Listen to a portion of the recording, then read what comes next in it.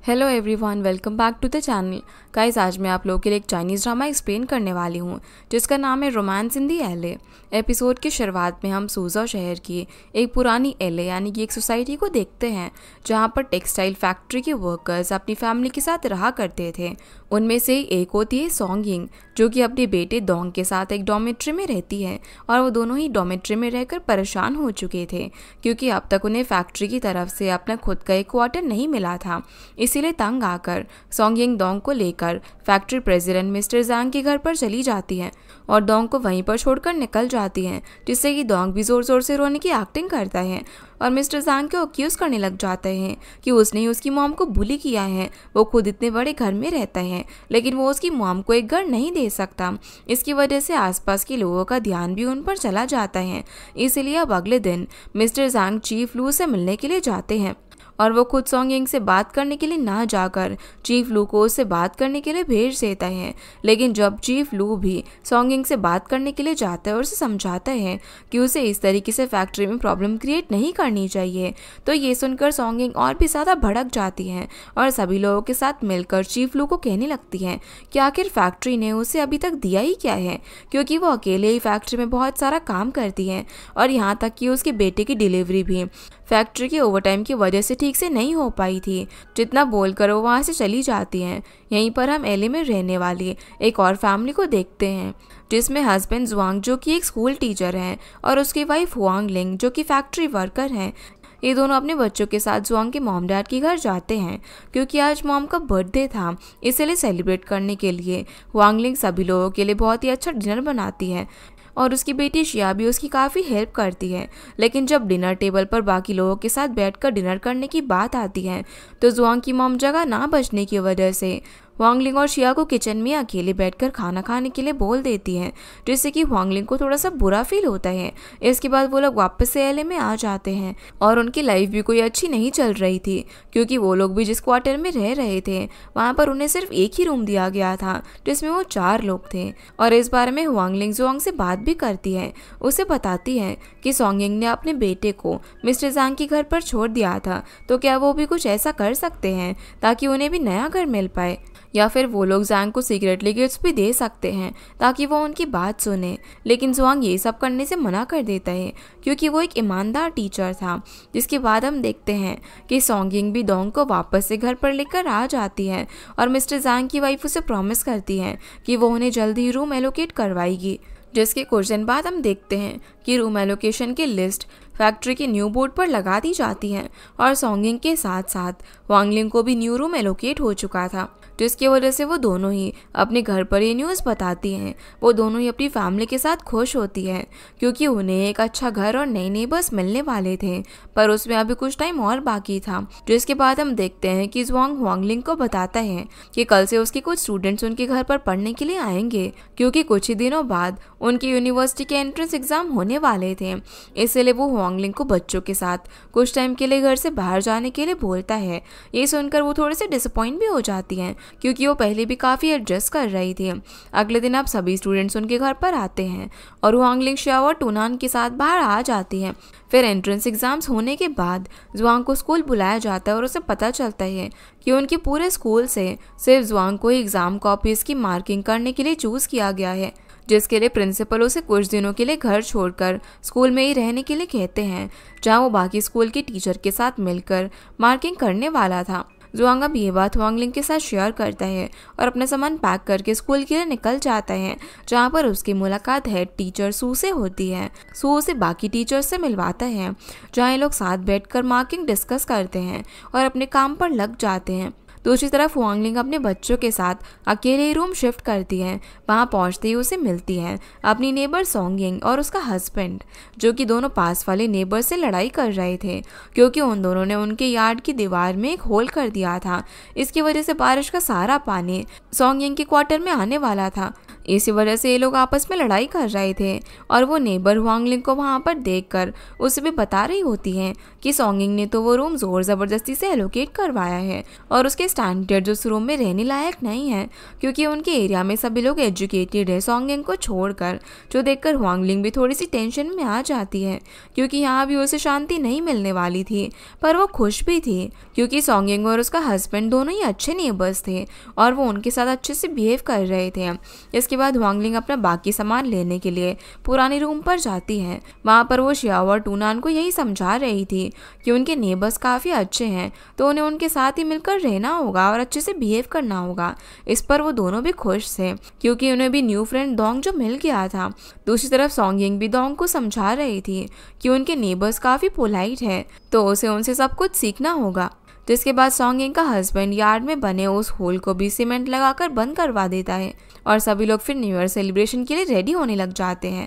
लेकिन जब वो घर से निकलते टाइम बाहर देखते हैं तो उनके नेबर्स ने वापस से उस होल को ओपन कर दिया था, जिसकी वजह से सॉन्गिंग वापस से लड़ाई करने लग जाती है, पर उसका हस्बैंड उसे रोक देता है।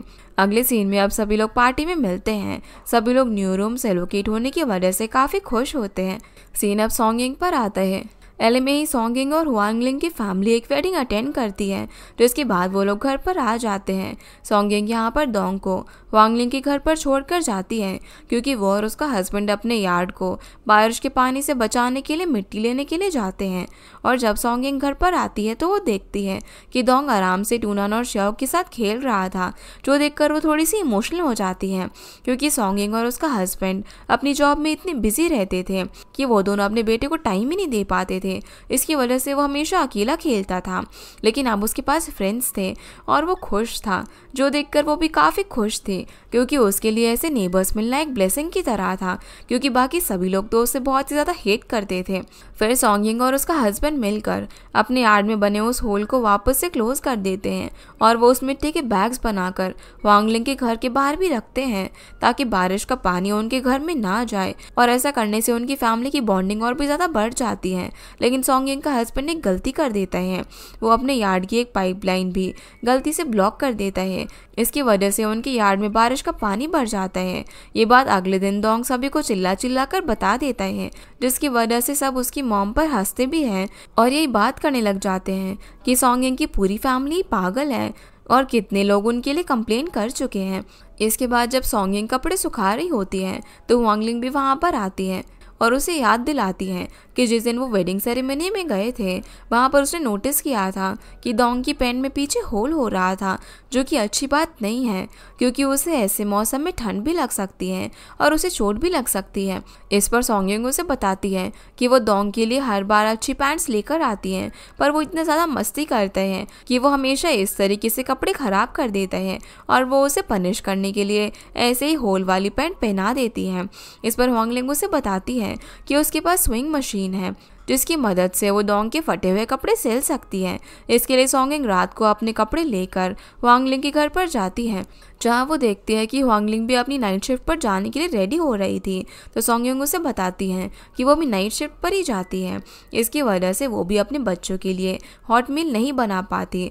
इसीलिए वो हुआंगलिंग को एक आइडिया भी देती है कि अगर वो दोनों फैक्ट्री में बात करके उन दोनों को ऑल्टरनेट मॉर्निंग शिफ्ट दे पाए तो वो दोनों ऑल्टरनेट डेज पर दोनों की फैमिली के लिए डिनर भी बना सकती हैं और उनका ध्यान भी रख सकती है।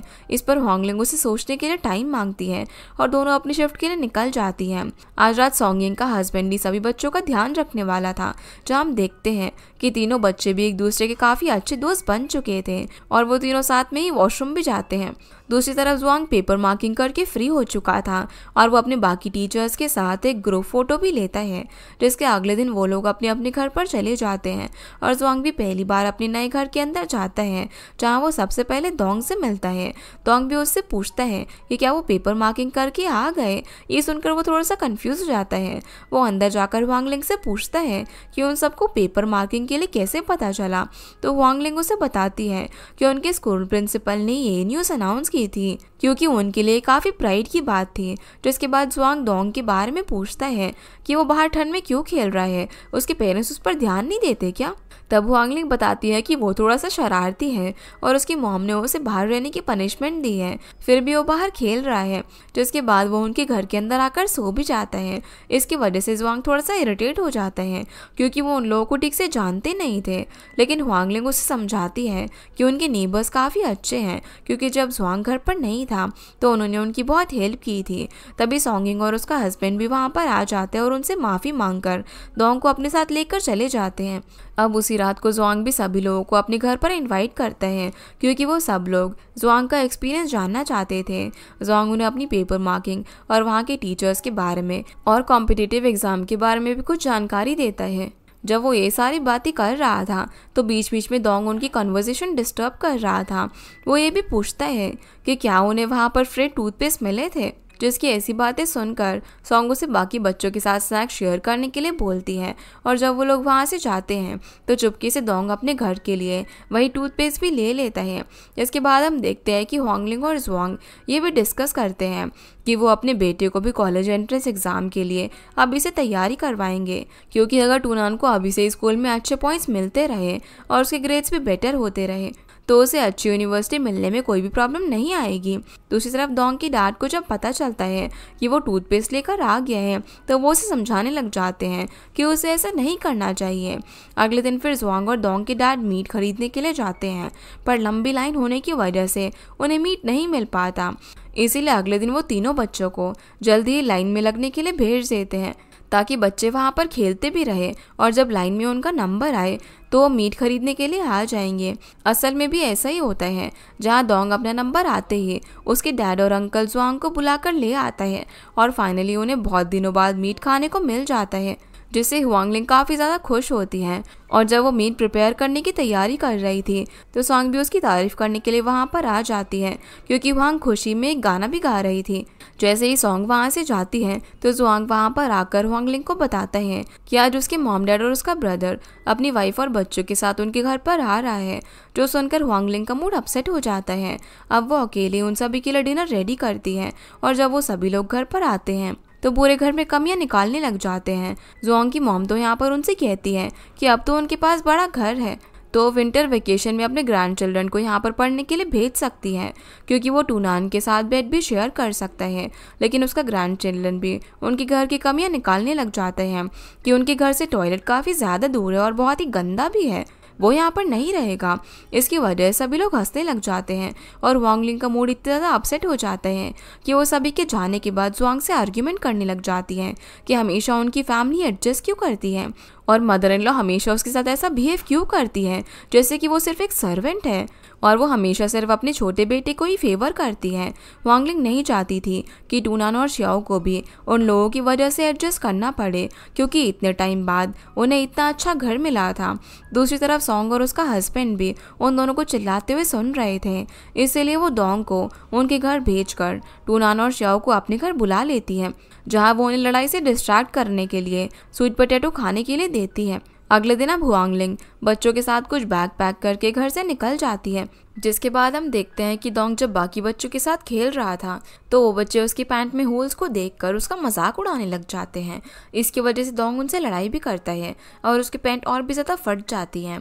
सोंगिंग फिर उसे वहाँ से लेकर चली जाती है और वो अपने हस्बैंड को बताती है कि डोंग कुछ ज़्यादा ही मस्ती करने लग गया है और टूनान और श्याओ भी अपनी मॉम के साथ नानी के घर चले गए हैं, तो वो टूनान को भी काफ़ी ज़्यादा मिस कर रही है, क्योंकि वो एक बड़े भाई की तरह डोंग का ख्याल रखता था और डोंग जब उन लोगों के साथ होता था तो वो इतनी ज़्यादा मस्ती भी नहीं करता। इसके बाद हम जुआंग को देखते हैं, वो अकेले होने की वजह से अपने लिए डिनर प्रिपेयर करने की तैयारी कर रहा था, लेकिन तभी वो और उसका हस्बैंड जुआंग को अपने घर डिनर के लिए इनवाइट करते हैं, जहाँ वो सब जब डिनर कर रहे होते हैं तो डोंग खाना ही नहीं खाता और बोलता है कि उसे टूनान के साथ खाना है।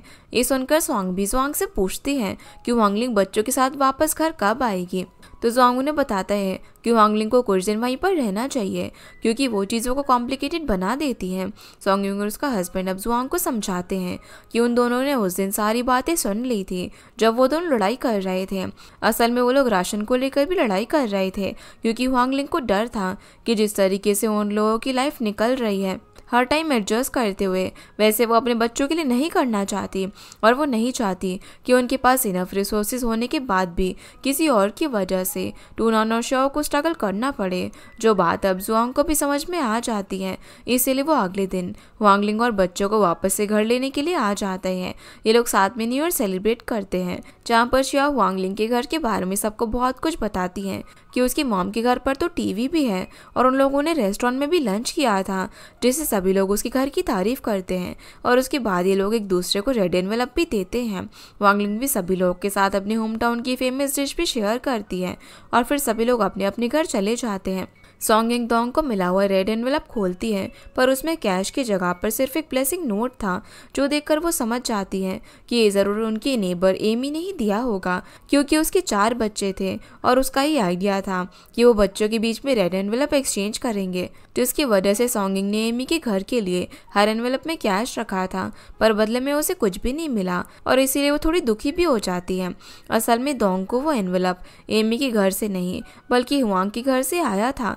इसकी वजह से जुआंग भी हुआंगलिंग को डांट रहा होता है कि उसने वो एनवेलप दोंग को क्यों दिया और अगर सॉन्गिंग को पता चलेगा तो वो कितना एम्बैरेस्ड होंगे, जिस पर हुआंगलिंग को भी गुस्सा आ जाता है क्योंकि ये सब एमी की वजह से हो रहा था और वो एनवेलप एमी के घर जाना था, पर उसके घर दोंग का कैश वाला एनवेलप चला गया।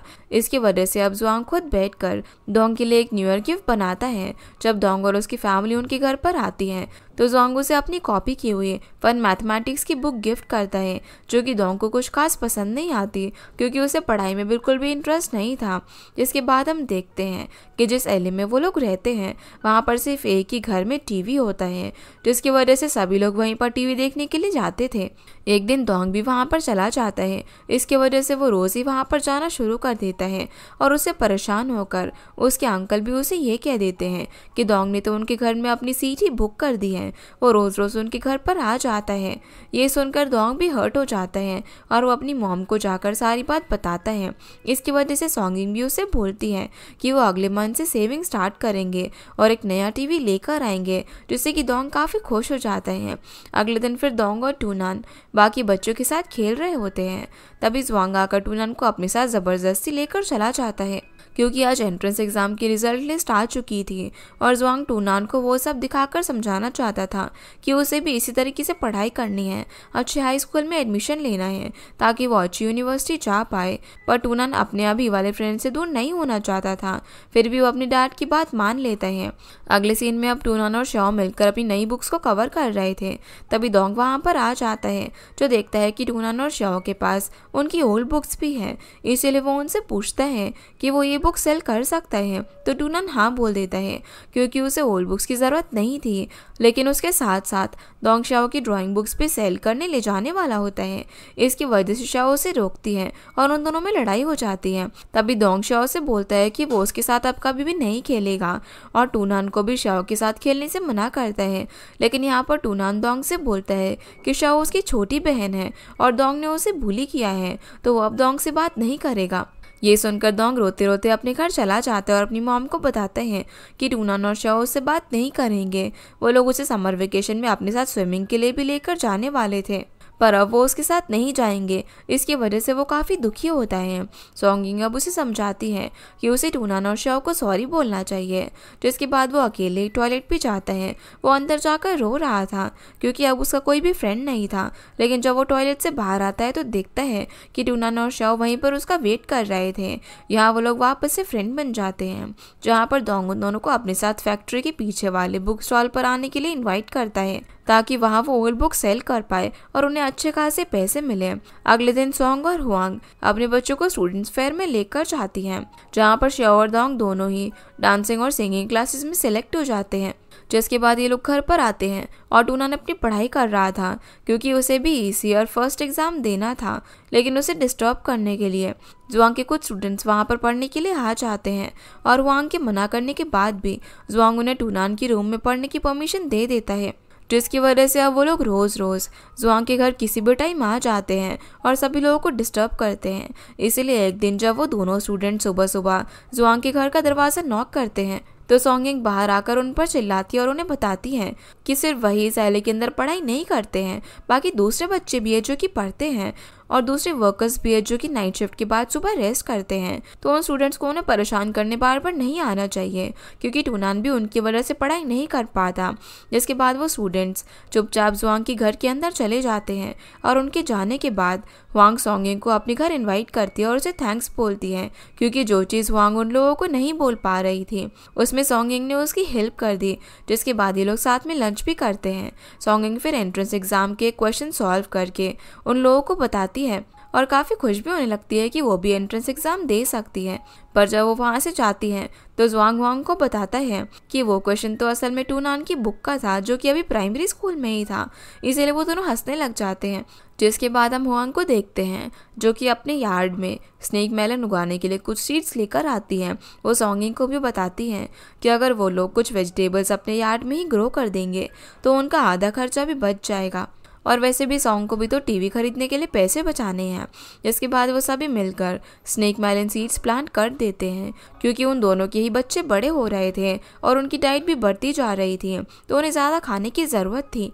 अब कुछ ही दिनों में स्नेक मेलन भी आ जाते हैं और उन दोनों घरों के साथ साथ एमी के घर पे भी स्नेक मेलन ही बनते हैं, क्योंकि हुआंग ने अपने नेबर्स के साथ भी कुछ वेजिटेबल्स शेयर किए थे। जिसके बाद हुआंग और सॉन्ग की फैमिली अंधेर में बैठकर डिनर कर रही होती हैं, क्योंकि उनके एलए में इलेक्ट्रिसिटी नहीं थी, लेकिन फिर भी वो लोग अपनी अपनी फैमिली के साथ डिनर एंजॉय कर रहे थे। अगले दिन ये सभी लोग यार्ड में बैठकर काम कर रहे होते हैं।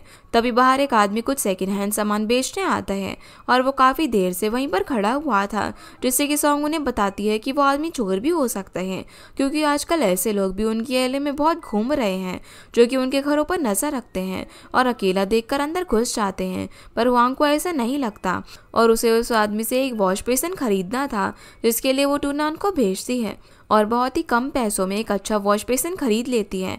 असल में वो उसने श्याओ के लिए खरीदा था, क्योंकि वो भी बड़ी हो रही थी और वो अपने मॉम डैड का वॉश बेसिन यूज़ नहीं कर सकती थी।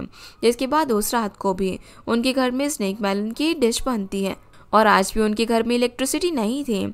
अगले दिन फिर हम देखते हैं कि सॉन्गिंग दोंग और श्याओ को लेकर स्टूडेंट्स फेयर के अंदर जाती हैं, क्योंकि आज उन दोनों की परफॉर्मेंस थी और उनकी परफॉर्मेंस टीवी पर भी आने वाली थी, जहां जाते जाते हुआंग सॉन्ग को कुछ पैसे भी देती हैं ताकि वो उन दोनों बच्चों को फेयर में कुछ खिला पाए।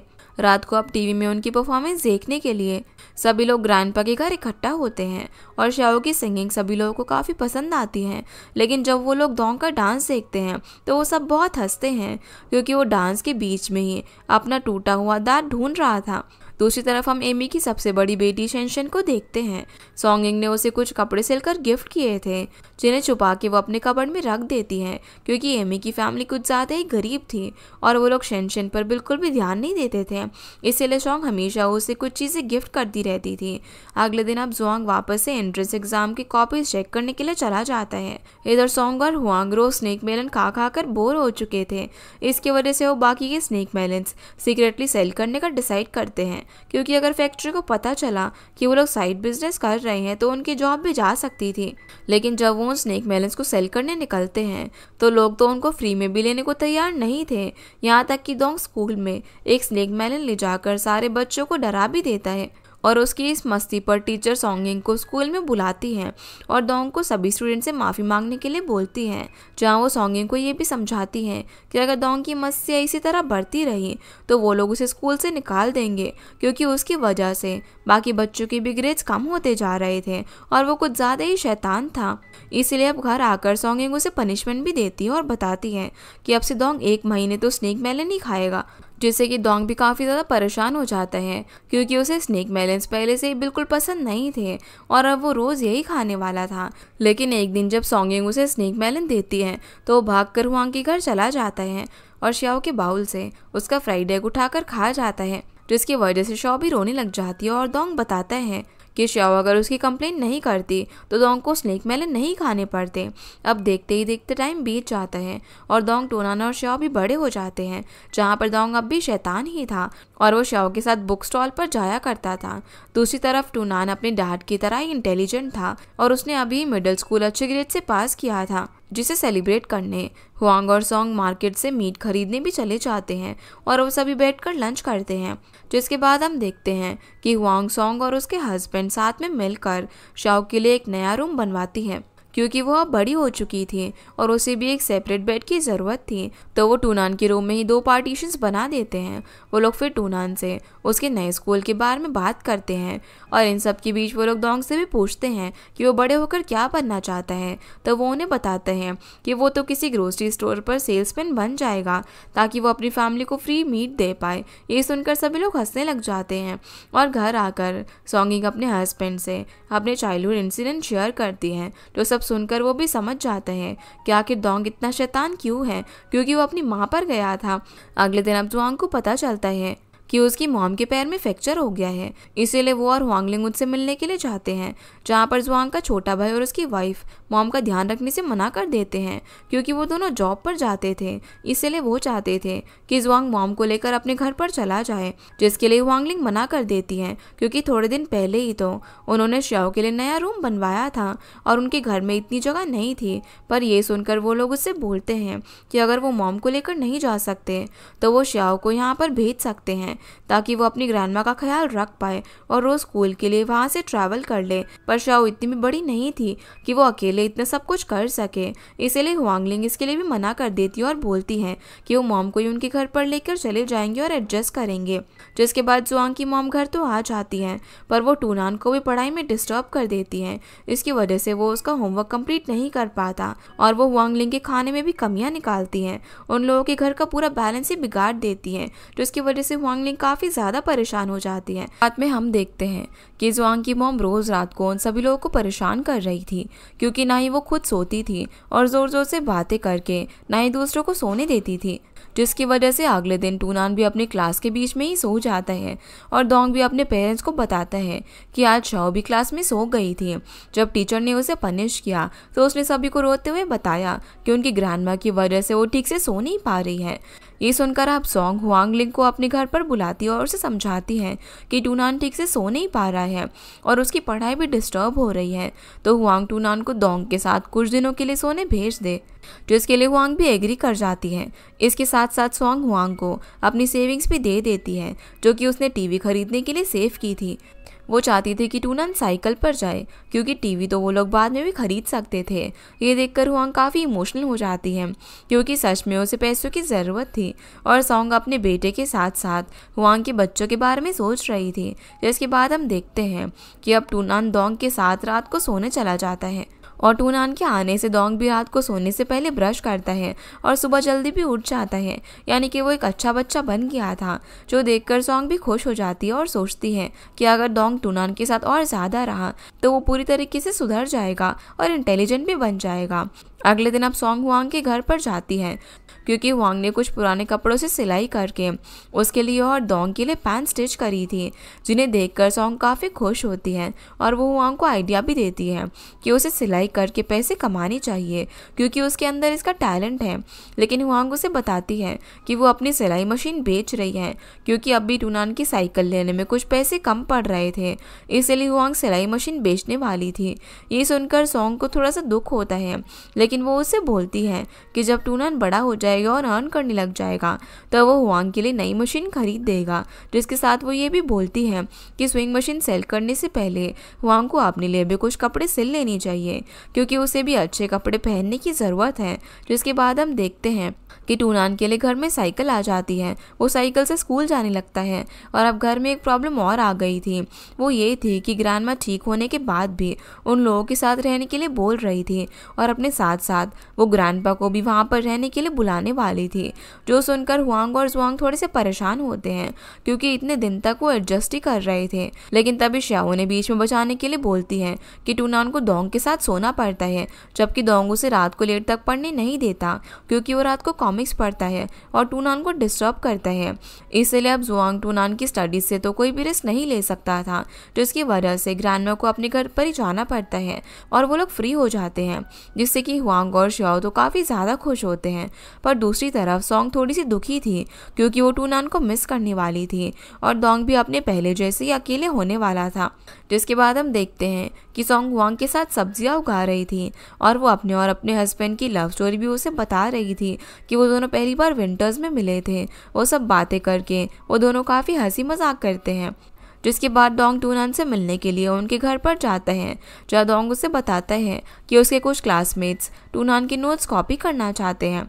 इसके बदले वो उन्हें पैसे भी देंगे जिससे कि डोंग कॉमिक खरीद सकता है। तो टूनान उसे मना कर देता है, क्योंकि अगर उनके घर वालों को पता चला कि वो दोनों ये सब कर रहे हैं तो उन्हें बहुत डांट पड़ेगी। लेकिन फिर भी डोंग उसे मनाने लग जाता है कि वो किसी को भी पता नहीं चलने देगा। इधर जुआंग को स्कूल प्रिंसिपल अपने ऑफिस में मिलने के लिए बुलाते हैं, क्योंकि सिर्फ जुआंग ही था जिसे एंट्रेंस एग्जाम पेपर्स के बारे में एक्सपीरियंस था। इसीलिए वो चाहते थे कि जुआंग उनके स्कूल के लिए विंटर वेकेशन में कुछ एक्सरसाइज पेपर बनाए, जिस काम के लिए उसे अच्छे पैसे में मिलने वाले थे।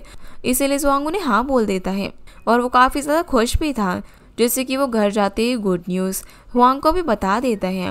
हुआंग भी खुश हो जाती है। पर दूसरी तरफ सॉन्ग के घर में कुछ ठीक नहीं था, क्योंकि सॉन्ग फैक्ट्री में होने वाली बेस्ट वर्कर की वोटिंग में 2-3 वोट से हार गई थी और वो काफ़ी दुखी थी, क्योंकि बेस्ट वर्कर प्राइज एक ब्रांड न्यू टीवी था जिसकी सॉन्ग को भी ज़रूरत थी, पर वो हार गई थी। इसीलिए सॉन्ग का हस्बैंड उसे मनाने के लिए उसके पास जाता है और उसे एक गुड न्यूज़ देता है कि वो लोग एक नया टीवी खरीदने वाले हैं, क्योंकि उसके हस्बैंड ने अपने किसी फ्रेंड से एक टीवी कूपन को फूड कूपन से एक्सचेंज कर लिया था। जो सुनते ही सॉन्ग काफ़ी खुश होती है और उसका हस्बैंड उसे बताता है कि सॉन्ग इतने सालों से पैसे बचा रही थी, तो वो भी सॉन्ग के लिए इतना तो कर ही सकता है। ये न्यूज़ अब सॉन्ग हुआंग को भी बताती है और हुआंग भी सॉन्ग के लिए कुछ पैसों की हेल्प करने को तैयार हो जाती है, क्योंकि उनके पास भी अभी कुछ सेविंग थी। आगे हम देखते हैं कि सॉन्ग के घर पर एक ब्रांड न्यू टीवी आ जाता है, जिसे देखकर डोंग काफ़ी खुश होता है और एलए के सारे नेबर साथ बैठकर चाइनीज़ न्यू ईयर पर टीवी देखते हैं। वो काफ़ी सारी बातें भी करते हैं, जहाँ पर हुआंग सॉन्ग से ये भी कहती हैं कि वो उसकी टीवी के लिए एक अच्छा सा वुलन कवर भी बना देगी ताकि टीवी ख़राब ना हो। अगले दिन अब जुआंग के 2 स्टूडेंट्स न्यू ईयर गिफ्ट देने के लिए उसके घर पर आते हैं, लेकिन उनके घर में हर जगह पेपर्स बिखरे हुए थे, क्योंकि जुआंग एक्सरसाइज पेपर बना रहा था। इसीलिए वो सभी लोगों के साथ सॉन्ग के घर जाकर बैठ जाते हैं और स्टूडेंट्स के लाए हुए गिफ्ट को साथ बैठकर एंजॉय करते हैं। लेकिन असल में वो दोनों जुआंग से ये बात करने के लिए आए थे कि उन्हें एंट्रेंस एग्जाम के बाद क्या करना चाहिए, क्योंकि वो दोनों ही उसमें फेल हो गए थे, जिसकी वजह से अब उन्हें फैक्ट्री में ही स्टॉल पर काम करना पड़ेगा। ये सुनकर जुआंग को उनकी टेंशन होने लगती है। उसे लगता है कि वो दोनों अब कुछ भी नहीं कर पाएंगे, जबकि वो इतने ज़्यादा पढ़े लिखे थे। लेकिन तभी सॉन्ग का हस्बैंड उन्हें बताता है कि वो जिस जगह पर काम करता है वहाँ पर उन्हें कुछ एम्प्लॉयज़ की ज़रूरत है जिन्हें अच्छी खासी नॉलेज हो, और अगर वो दोनों स्टूडेंट्स वहाँ पर अप्लाई करना चाहते हैं तो वो कर सकते हैं, जिस पर वो दोनों हाँ कर देते हैं, क्योंकि उन्हें अनएम्प्लॉयड रहने से अच्छा कहीं भी जॉब करना सही लग रहा था। इसलिए वो खुश भी हो जाते हैं। अब वो दोनों स्टूडेंट्स सॉन्ग के हस्बैंड की बताई हुई जगह पर काम तो कर रहे थे, पर उसके साथ साथ वो एलए से बाहर अपना स्टॉल भी लगा रहे थे, जो कि एलए की फैक्ट्री के रूल्स के अगेंस्ट था। इसीलिए वो लोग ये काम छुपकर कर रहे थे। लेकिन एक दिन जब वो दोनों रात को एलए लौट रहे थे तो एलए में रहने वाले अंकल ज़ांग और सॉन्गिंग का हस्बैंड उन्हें पकड़ लेते हैं। अंकल ज़ांग तो उन दोनों की कंप्लेन करने वाले थे, लेकिन सॉन्ग का हस्बैंड उन दोनों को बचा लेता है और उन्हें समझाता है कि उन्हें ऐसा नहीं करना चाहिए। अगले दिन जब ये दोनों अपनी जॉब पर भी जाते हैं तो वो सॉन्ग के हस्बैंड से प्रॉमिस करते हैं कि वो अब से अपनी मेन जॉब पर ही ध्यान देंगे ताकि वो परमानेंट एम्प्लॉय बन पाए। दूसरी तरफ हम टूनान, डोंग और श्याओ को देखते हैं। ये तीनों अपनी साइकिल से एक अबैंडन घर के अंदर ग्रिल फिश खाने के लिए जाते हैं और श्याओ और डोंग जल्दी अपने घर भी चले जाते हैं। पर टूनान वहीं कुछ देर के लिए अकेला रुकता है और जब वो बाहर निकलता है तो देखता है कि वहीं पास में एक टावर में आग चल रही थी, जिसे देखकर वो थोड़ा सा डर जाता है और जल्दी से अपने घर के लिए वापस निकल जाता है। अगले दिन अब जब शाओ और डोंग स्कूल जाते हैं तो डोंग के पास अपनी रेड टाई नहीं होती और वो शाओ से टाई बोरो करने के लिए कहता है, पर वो उसे मना कर देती है क्योंकि उसके पास भी एक ही टाई थी। सीन अब यहाँ से सॉन्ग और हुआंग पर आता है, जो कि आपस में बात कर रहे होते हैं और कल शाओ का बर्थडे भी था, इसीलिए वो प्लान बनाते हैं कि दोनों शाओ को लेकर रेस्टोरेंट जाएंगे और अपने साथ डोंग और टूनान को लेकर नहीं जाएंगे, क्योंकि कभी कभी वो तीनों अकेले भी एंजॉय कर सकती थी, जिस पर हुआंग भी हाँ कर देती है। लेकिन अब उनका सबसे बड़ा टास्क था डोंग से बचकर रेस्टोरेंट जाने के लिए घर से निकलना, जिसके लिए सॉन्ग तो रेडी होकर सब्जी खरीदने के बहाने घर से निकलने वाली थी। लेकिन तभी डोंग उसे रोक देता है और बोलता है कि वो भी साथ में आएगा क्योंकि वो घर पर बोर हो रहा है। इस पर किसी तरीके से सॉन्ग उसे वापस घर के अंदर भेज देती है और डोंग टॉयलेट भी चला जाता है। इसका फ़ायदा उठाकर सॉन्ग के पीछे हुआंग भी निकल जाती है। लेकिन जब शाओ घर से निकल रही थी तो डोंग बाहर आ जाता है। वो शाओ से नोट्स के बारे में पूछ रहा था, लेकिन शाओ उसकी बात नहीं सुनती और शेनशेन से मिलने का बहाना करके वहाँ से चली जाती है। हैं, जिससे कि डोंग को थोड़ा सा शक होता है और वो शाओ का पीछा भी करता है। फिर वो इन तीनों को साथ में जाते हुए देख लेता है। इसकी वजह से वो अपने साथ टूनान को भी लेकर आ जाता है। अब जब ये लोग साथ में बैठकर रेस्टोरेंट में नूडल्स खा रहे होते हैं तो पीछे से डोंग और टूनान आ जाते हैं। डोंग अपनी मॉम पर काफ़ी चिल्लाता है कि वो लॉयल नहीं है और अकेले अकेले नूडल्स खा रही हैं। इसकी वजह से अब उन लोगों को इन दोनों के साथ भी नूडल्स शेयर करने पड़ते हैं। लेकिन डोंग अब भी अपनी मॉम से गुस्सा था, इसलिए वो घर आकर डैड को भी ये बताता है और कहता है कि उनकी वाइफ अपने हस्बैंड और बेटे को अकेला छोड़कर खुद नूडल्स खाने के लिए गई थी, जो सुनकर सारे नेबर्स अपने घर पर हंस रहे थे। जहाँ डोंग अपनी मॉम को ये भी बताता है कि उसे शाओ पर इसीलिए शक हुआ क्योंकि जब भी डोंग टॉयलेट जाता है या फिर फेस वॉश करता है तो शाओ से बहुत अच्छे से चेक करती है कि उसने अच्छे से हैंड वॉश किए हैं या फिर नहीं। लेकिन उस दिन शाओ ने उसे इग्नोर कर दिया, जिसकी वजह से उसे शक हुआ। ये सब कुछ बताते बताते डोंग ये भी बता देता है कि शाओ उसके पेरेंट्स से ज़्यादा इंटेलिजेंट है क्योंकि डोंग रात को ब्रश भी नहीं करता और वो बस अपना टूथब्रश गीला करके रख देता है, जिसके बारे में उसके मॉम डैड को नहीं पता चलता, जबकि शाओ को सब कुछ पता चल जाता है। जो सुनकर अब सॉन्ग उस पर गुस्सा करने लग जाती हैं और डैड उसे अच्छे से ब्रश करवाते हैं। जिसके बाद शाओ डोंग को मनाने के लिए उससे बोलती है कि वो उसकी रेड टाई बोरो कर सकता है, पर डोंग उसे मना कर देता है। अगले दिन अब टूनान और शाओ अपने डैड के साथ ग्रैंडमा के घर जाते हैं। जब वो लोग वापस से अपने घर पर आते हैं तो ग्रैंडमा जुआंग के छोटे भाई के लड़के को जुआंग के घर भेज देती है, जिसका नाम था पेंग फाई। जब पेंग फाई बिना किसी इन्फॉर्मेशन के जुआंग के घर पर जाता है तो हुआंग जुआंग से नाराज हो जाती है और उन दोनों में काफ़ी आर्ग्यूमेंट होती है, जो सब सुनकर पेंग फाई थोड़ा सा दुखी होता है। लेकिन तभी उनके घर डोंग आ जाता है। वो पेंग फाई का दोस्त बन जाता है, जहाँ इन लोग साथ में डोंग के घर टीवी भी देखते हैं और पेंग फाई काफ़ी खुश होता है क्योंकि उसने पहली बार टीवी देखा था। रात में आप सोते टाइम पेंग फाई और टूनान डिस्कस कर रहे होते हैं कि उन्हें बड़े होकर क्या बनना है, जो सोचते सोचते वो दोनों सो जाते हैं। अगले दिन फिर सॉन्ग हुआंग को बताती है कि वो लोग उनके घर में टॉयलेट और शावर के लिए अलग रूम बनवा रहे हैं, तो अगर हुआंग चाहे तो वो भी एक्स्ट्रा ब्रिक से अपने घर के लिए टॉयलेट बनवा सकती हैं, जिसके लिए वो भी हाँ कर देती है। जिसके बाद हुआंग और जुआंग दोनों ही वापस से अपने इन लॉज के घर जाते हैं। वहाँ पर हुआंग जुआंग के कहने पर उसकी मॉम से बात करती है क्योंकि अगर समर वेकेशन पर 1 महीने के लिए पेंग फाई उनके घर पर रुकने वाला था तो उन्हें ज़्यादा राशन की ज़रूरत थी और वो ये बात बहुत ज़्यादा क्लियरली अपनी मदर इन लॉ को बोलती है, जिसकी वजह से अब उन्हें पेंग फाई के वहाँ पर रहने के कुछ पैसे उन्हें देने पड़ते हैं, जिससे अब हुआंग और जुआंग दोनों खुश हो जाते हैं। अगले सीन में हम देखते हैं कि जुआंग सारे बच्चों को अपने घर पढ़ने के लिए बैठा देता है और डोंग पढ़ाई करने में काफ़ी आलस कर रहा था। लेकिन जुआंग उन्हें बताता है कि अगर वो ठीक से क्लास अटेंड करेगा तो वो लोग मार्केट जाकर अपने लिए कुछ खरीद कर खा भी सकते हैं। इसीलिए पढ़ाई के बाद सभी लोग मार्केट जाते हैं। पेंग फाई तो यहाँ पर सिर्फ कैंडीज को देख रहा था। वो टूनान, शाओ और डोंग को बताता है कि उसकी मॉम ने उसे समझाया कि उसे पैसे खर्च नहीं करने चाहिए क्योंकि वो बहुत गरीब है, लेकिन फिर भी वो तीनों पेंग फाई को बहुत सारी कैंडीज खरीद कर देते हैं। फिर ये लोग साथ में बैठ के कैंडीज़ खाते हैं, जिसके साथ साथ वहाँ पर हुआंग भी आ जाती हैं। वो उन सभी को आइसक्रीम भी खिलाती हैं, जिससे कि पेंग फाई और बाकी बच्चे काफ़ी खुश होते हैं। यानी कि हुआंग पेंग फाई की वजह से जुआंग से लड़ाई नहीं कर रही थी, बल्कि उसे तो बच्चों से कोई प्रॉब्लम नहीं थी। उसे बस ये प्रॉब्लम थी कि उनके घर पर लिमिटेड राशन था, जिसकी प्रॉब्लम भी अब सॉल्व हो चुकी थी। जिसके बाद हम देखते हैं कि बच्चों के साथ साथ सभी बड़े भी समझ के काफ़ी मज़े ले रहे थे और हुआंग और सॉन्ग के घर में अब टॉयलेट भी बन गया था।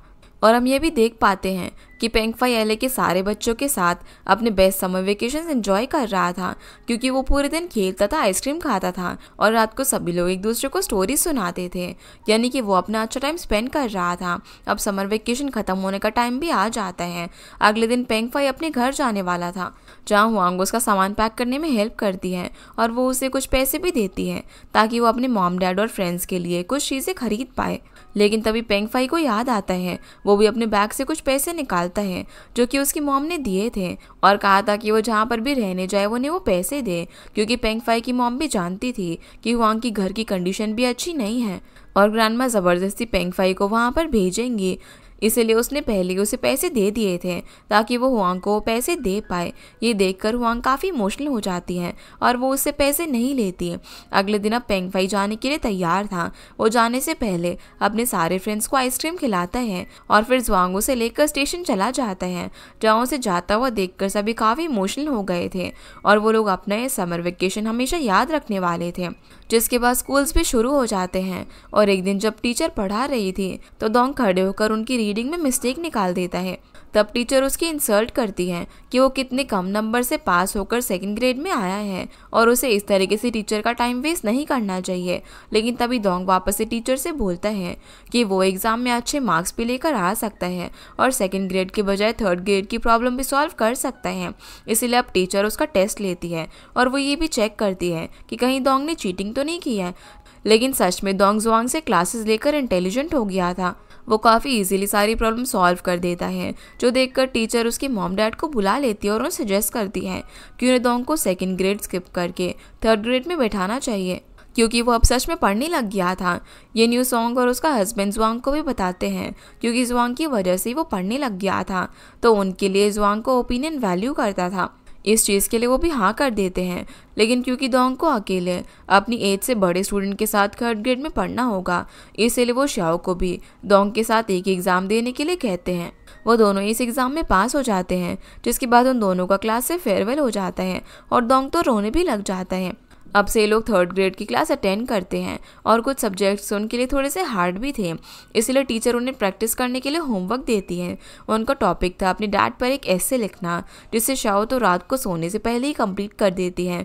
लेकिन डोंग को ये चीज़ तभी याद आती है जब वो सोने जा रहा था, इसलिए वो पूरा ऐसे टूनान के दिए हुए नोट्स में से कॉपी कर लेता है। अगले दिन जब टीचर उसे चेक करती है तो वो डोंग के मॉम डैड को वापस से स्कूल में बुलाती है, क्योंकि डोंग का और शाओ का ऐसे सेम था।